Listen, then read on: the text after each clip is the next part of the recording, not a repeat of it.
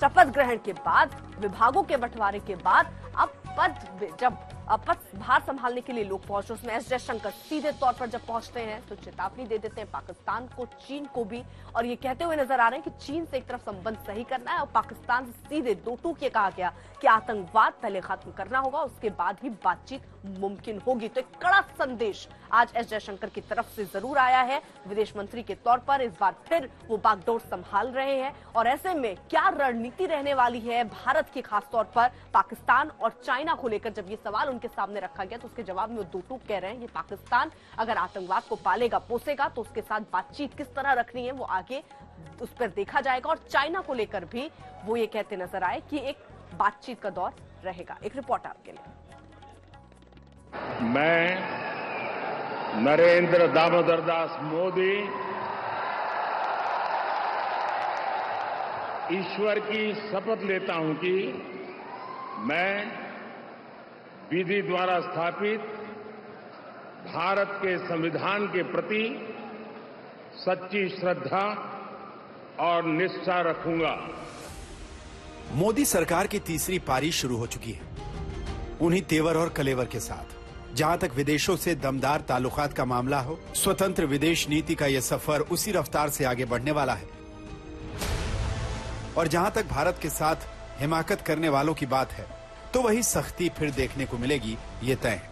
काम संभालने के बाद विदेश मंत्री एस जयशंकर ने एक बार फिर संकेत दे दिए कि बात देश की सुरक्षा की आएगी तो कोई समझौता नहीं होगा, बात आतंकवाद की होगी तो भारत कोई नरमी नहीं बरतेगा। जयशंकर के काम संभालने के कुछ मिनटों बाद ही पाकिस्तान को सीधी चेतावनी दी गई कि आतंकवाद के साथ अच्छे पड़ोसी जैसे रिश्ते नहीं हो सकते।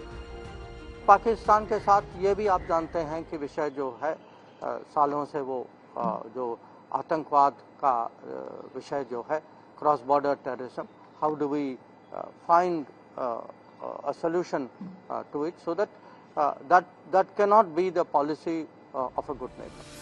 इसी तरह चीन को लेकर भी विदेश मंत्री ने साफ किया कि सीमा से जुड़े कुछ विवाद हैं जिनको सुलझाया जाना बाकी है और इस मोदी सरकार की ये प्राथमिकता होगी कि इन मामलों को सुलझाया जाए।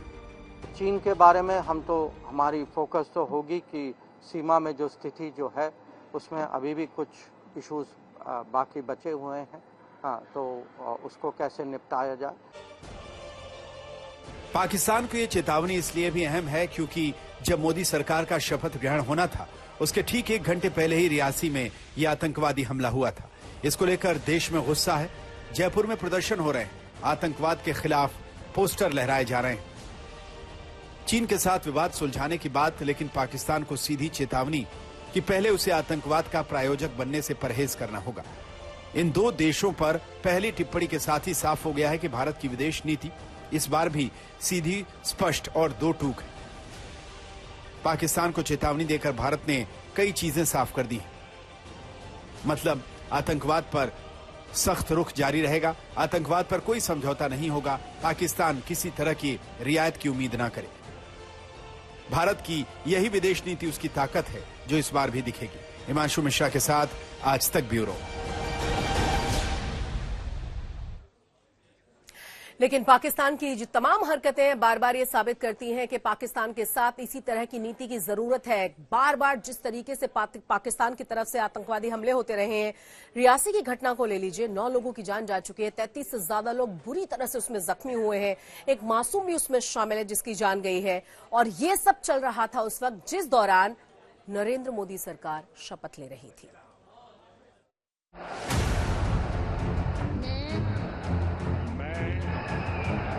नरेंद्र दामोदर दास मोदी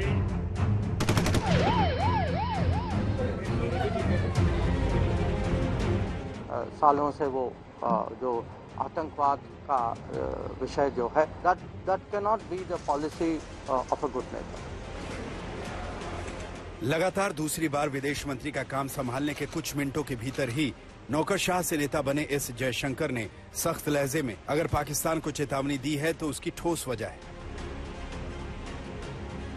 सबसे बड़ी वजह रियासी का वो हमला है जिसमें 10 लोगों ने अपनी जान गंवा दी। पाकिस्तान के आतंकवादियों ने यह हमला उस वक्त किया जब दिल्ली में राष्ट्रपति भवन में नरेंद्र मोदी तीसरी बार प्रधानमंत्री पद की शपथ ले रहे थे। नरेंद्र दामोदर दास मोदी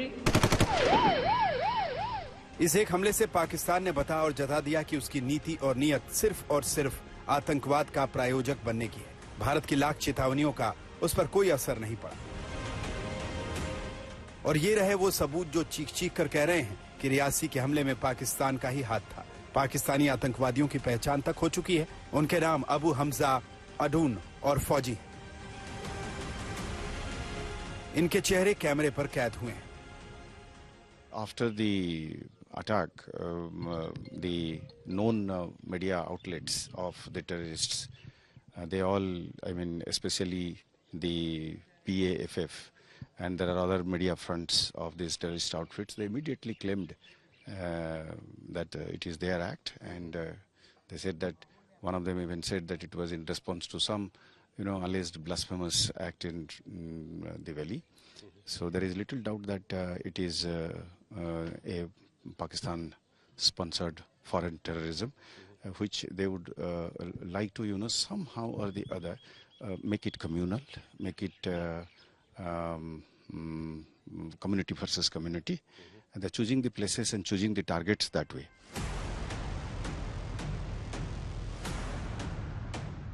पाकिस्तानी आतंकवादी कश्मीर में सख्ती बढ़ाने के बाद से जम्मू रीजन में सक्रिय हैं। पीर पंजाल के दक्षिण में इन्होंने ठिकाना बनाया हुआ है। पाकिस्तानी आतंकवादियों ने 4 जून को वायुसेना की टुकड़ी पर भी हमला किया था। ये आतंकी जंगल में लड़ने के माहिर हैं और गुफाओं में कई दिन तक रह सकते हैं। एक्सपर्ट्स भी कहते हैं कि पाकिस्तान के साथ सख्ती से ही पेश आना चाहिए। बातचीत का सिलसिला तब शुरू हो जब पाकिस्तान सुधरे। मैं समझता हूं पाकिस्तान बुखलाया हुआ है। मोदी गवर्नमेंट की तीसरी टर्म की स्वेरिंग इन सेरेमनी हो रही है और उनको घबराहट है कि दोबारा एक स्ट्रांग गवर्नमेंट दिल्ली में भारत की लीडरशिप के लिए स्वेरिंग इन हो रही है। इसका पाकिस्तान को घबराहट है और इसीलिए इस तरह का हादसा हुआ है। पाकिस्तान की करतूतों को लेकर आवाम में भी गुस्सा है। जम्मू में रिटायर्ड फौजी जुटे हैं। वो कहते हैं कि यह सिलसिला अब रुकना चाहिए।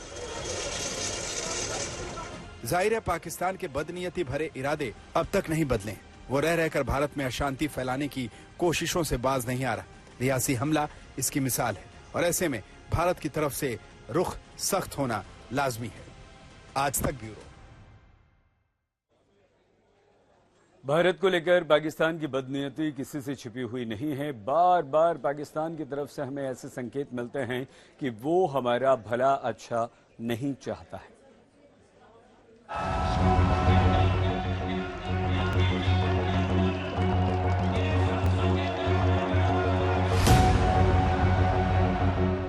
बदहाल पाकिस्तान में सत्ता किसी की रही हो, चाहे वो नवाज शरीफ हो या फिर इमरान खान या फिर नवाज के भाई शहबाज शरीफ, अगर कोई एक बात नहीं बदली तो वो है भारत के खिलाफ बदनीयती, भारत के खिलाफ साजिशें, कभी ना सुधरने की कस्में।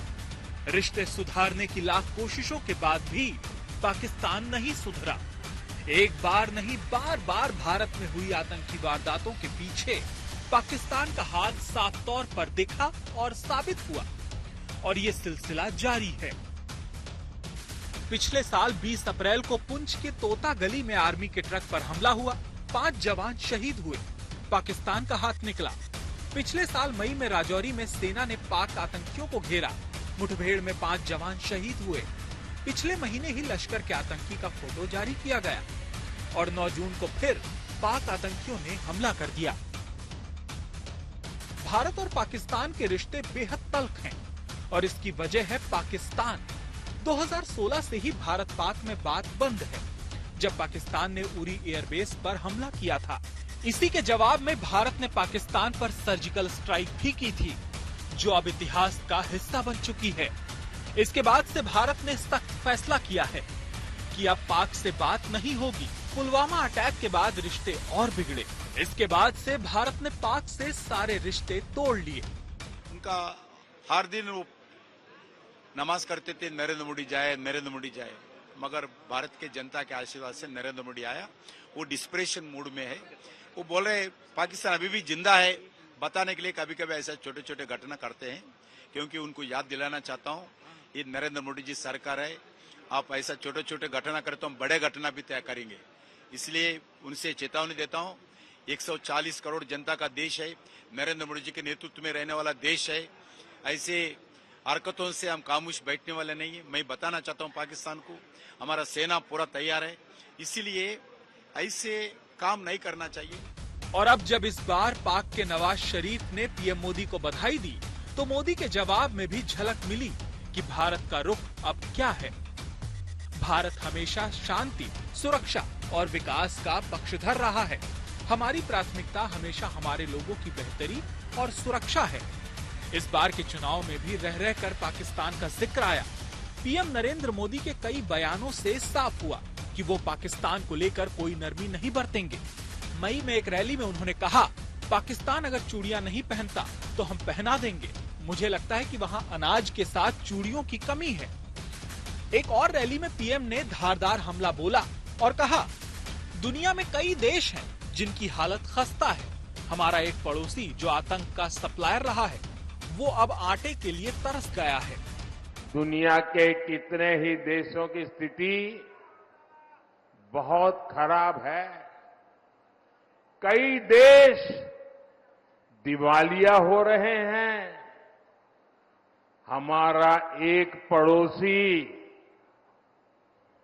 जो आतंक का सप्लायर था, वो अब आटे की सप्लाई के लिए तरस रहा है। साफ तौर पर पाकिस्तान को अब संभल जाना चाहिए और अपनी हरकतों से बाज आ जाना चाहिए, क्योंकि ये नया भारत है जो जवाब देना जानता है। ब्यूरो रिपोर्ट, आज तक। रियासी में हुए आतंकी हमले के बाद से जयपुर में प्रदर्शन देखने को मिला है। जयपुर सीकर रोड पर चौमू थाने के बाहर लोग एकत्रित हुए, जहां पर यह प्रदर्शन किया गया है। दरअसल बताया ये जा रहा है कि जिन 9 लोगों की मौत हुई है, उनमें 4 लोग यहां सैनी परिवार के भी थे और उसके बाद से पाकिस्तान के खिलाफ ये प्रदर्शन देखने को मिला। इसमें बड़ी संख्या में महिलाएं पहुंची। जम्मू के रियासी में हुए आतंकी हमले में जयपुर के सैनी परिवार ने अपने 4 लोगों को खो दिया है। यहाँ पर चोमू में सैनी परिवार के लोग मौजूद हैं, उनके साथ में आसपास के उनके लोग उनको सांत्वना देने के लिए पहुंचे हुए हैं। आप देख सकते हैं यहाँ पर तमाम जो लोग हैं जो यहाँ पर आए हुए हैं सैनी परिवार की तरफ से, गांव की तरफ से, जो अपनी बात सरकार तक पहुंचाना चाहते हैं। इनकी कई मांगे हैं, ये चाहते हैं कि सरकार इनकी बात को सुने। यहाँ पर जो स्थानीय विधायक हैं वो भी मौजूद हैं। ओम प्रकाश सैनी जो कि राजेंद्र सैनी के भाई हैं, वो यहाँ पर मौजूद हैं। ओम प्रकाश सैनी ने न केवल अपने भाई को पर अपनी बेटी और अपनी दोती को भी खो दिया है। बात करना चाहेंगे ओम प्रकाश सैनी जी से। ओम प्रकाश जी, ये बताएं कि क्या आप सरकार से कहना चाहते हैं? आप यहाँ पर आए हुए हैं, क्या आपकी मुख्य मांग? जी, हमारी मुख्य मांग ये है कि परिवार का तो जो हमारे सदस्य जो वो तो रहे नहीं इस दुनिया में, पर उनके छोटे छोटे 3 बच्चे हैं, तो उन 3 बच्चों को भविष्य के लिए गवर्नमेंट को ध्यान देना चाहिए। उनको तीनों को सर्विस मिलनी चाहिए गवर्नमेंट की, और जो हमारे को मनुष्य की क्षतिपूर्ति है उनको प्रत्येक व्यक्ति को 1-1 करोड़ रुपए के हिसाब से सहायता मिलनी चाहिए, और तीनों बच्चों की शिक्षा और चिकित्सा इनकी सेवाएं गवर्नमेंट की तरफ से प्रदान होनी चाहिए, और मेरे भाई के लिए शहीद का दर्जा मिलना चाहिए गवर्नमेंट से। स्थानीय विधायिका शिखा मील बराला भी यहाँ पर मौजूद हैं। क्या आपकी कोई बात हुई है सरकार से? क्या कुछ अपडेट मिला है आपको? हमारी प्रशासन और सीएमओ से लगातार बात चल रही है और उनका यही कहना है कि हम आपकी मांगों पर विचार कर रहे हैं, पर अभी तक हमें कोई भी ठोस आश्वासन या फिर इन्फॉर्मेशन वहां से नहीं मिली है। क्या आपको लगता है कि ये जो मांग है इन लोगों की, जो सारी बात अपनी रख रहे हैं, क्या क्योंकि इतना समय बीत चुका है, रविवार को हमला हुआ था, उन लोगों ने जान गंवाई, समय बीता जा रहा है, तो क्या आपको लगता है जल्द से जल्द सरकार को कोई ना कोई समाधान निकालना चाहिए? हम रिपीटेडली यही बात कह रहे हैं कि ये जो अभी सिचुएशन है ये आनी ही नहीं चाहिए थी। सरकार को कल सुबह से जब इस चीज की इन्फॉर्मेशन थी तो उन्हें पहले ही परिवार से कोई भी नुमाइंदा भेज के उनसे मिलने के लिए भेजना चाहिए था, और इन चीजों पे मांग पे पहले ही खुद की तरफ से कोई घोषणा करनी चाहिए थी। पर जब तक अब सरकार नहीं घोषणा करती है तब तक हम लोग यहीं पर धरना देकर बैठेंगे। चाहूंगा एक बार